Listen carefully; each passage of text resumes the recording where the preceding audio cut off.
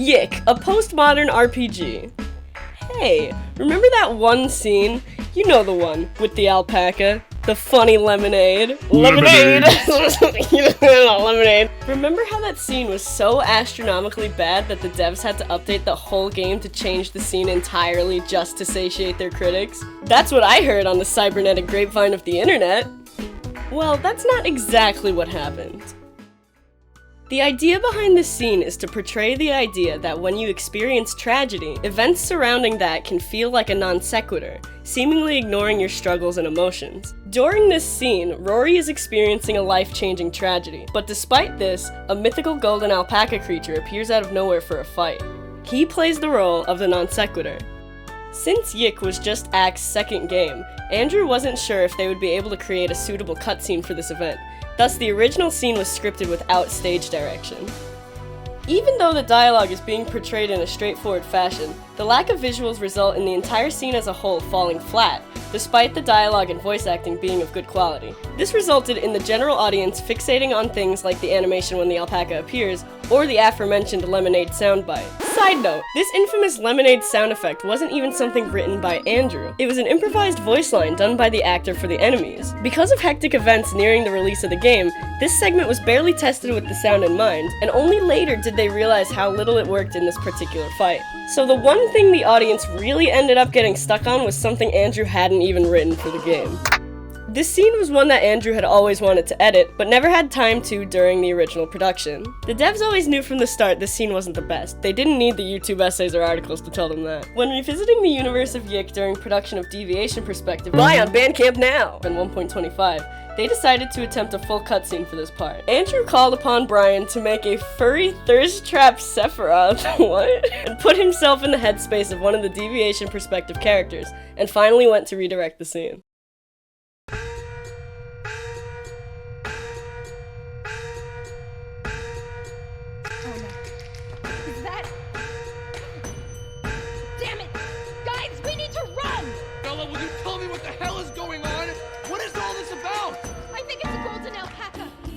We need to run! Come on, let's get out of here!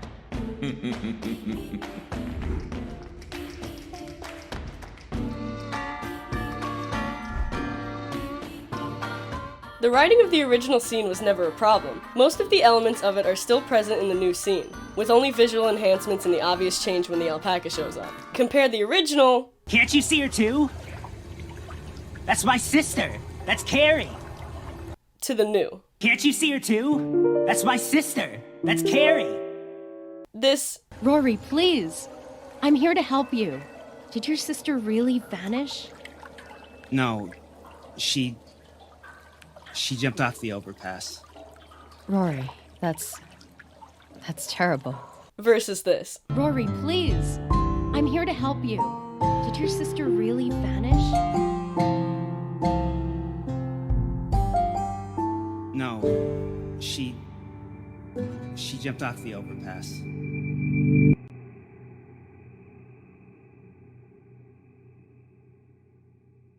Rory, that's terrible. This? I was so close. I was so far away. And then I saw it. The soul survivor. The entity. Whatever the hell you called it. And this. I was so close. I was so far away, and then I saw it. The soul survivor. The entity. Whatever the hell you called it. The visuals now work with the dialogue to help portray the emotions, rather than working against it. Vela's advice, Rory's struggle, Alex's wildly infuriating reactions, all were present originally. But, now with the cutscene Brian put together, it's a lot more clear how we, as the players, should feel about them.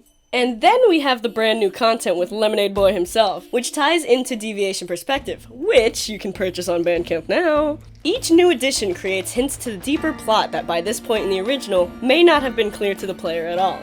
So not only do we have the concepts like the advice Vela gives, and the extreme reactions from Alex to work with, but now the alpaca takes up the role of directly calling out the parts our party play in the grand scheme of the story.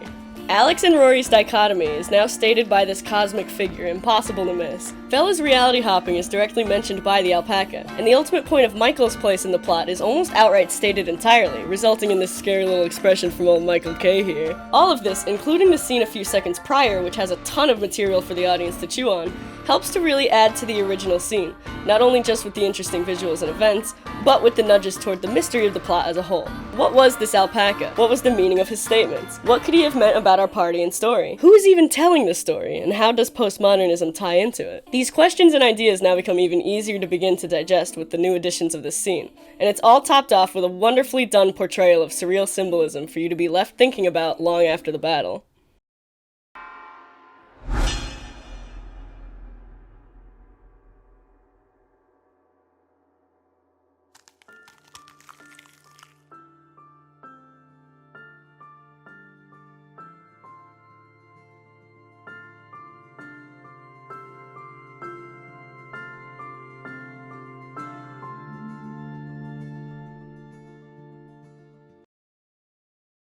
Andrew and Brian have been improving as game devs consistently, and though in places they bit off more than they could admittedly chew in the original build, 1.25 and IV have both proven this improvement and promised to show even more. This scene was always slated to be improved, and now that they have the proper time, skills, and ability, they have done just that. And even since 1.25 and now, IV has shown that they've improved even further than what they've now demonstrated in the Alpaca scene. It's an impressive and inspiring show of skill and growth, and I personally can't wait to see the extent of this in IV. Did you know? The Golden Alpaca from YIIK, a postmodern RPG, shares a voice actor with Wesker from the Resident Evil series. It's true, YIIK had a casting call for the role, and the instant Andrew heard DC Douglas's performance, he was sold. That was the Golden Alpaca. And did you also know that Deviation Perspective can be purchased on Andrew's Bandcamp for only 10 smackaroos right now?